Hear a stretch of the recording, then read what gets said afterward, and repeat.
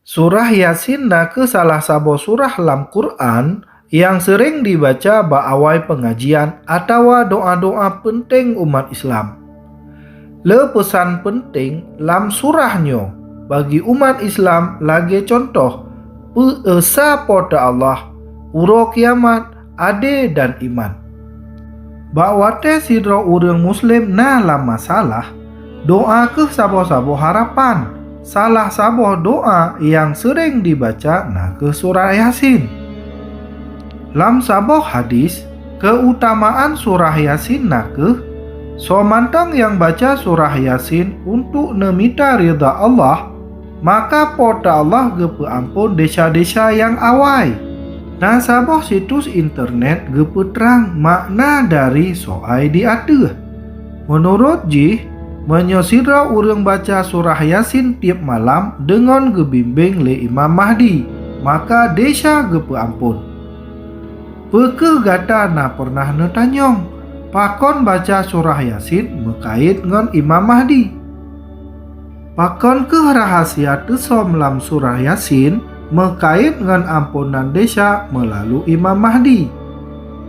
Muslim meyakini di akhir zaman Imam Mahdi akan gepe selamat gata dari azab kubur, bencana dan fitnah.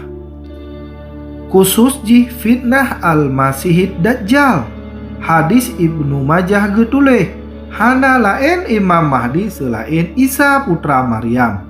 La Mahdiya ila Maryama. Pakon Isa al-Masih. Lam Injil Isa al-Masih gepegah. Tetapi beta tepe legata bahwa lam dunianya anak manusia mekuasa gepe ampun desa.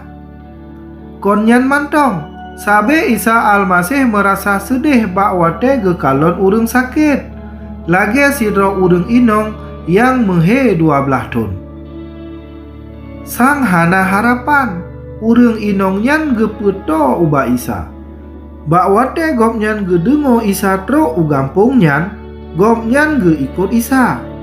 Ngon susah payah gopnyan gepeto tro uba Isa. Hanya kena cukeh ujung jubah Isa.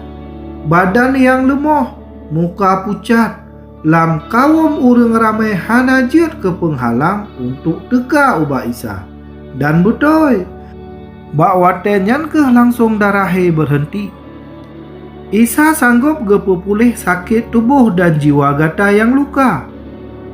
Menyo gata nemelake ubah Isa al-Masih dari mandum penyakit batin yang nealami dan menancit gata yang tengah lam sakit. Lagi urang inong sakit 12 tahun medarahe, gomnyan meiman bahwa Isa al-Masih sanggup gepe pulih. Maka hainyan terjadi kuasa yang naba Isa al-Masih jut gata rasa nibak saatnya. Menyo gata percaya dan meiman ke Isa al-Masih.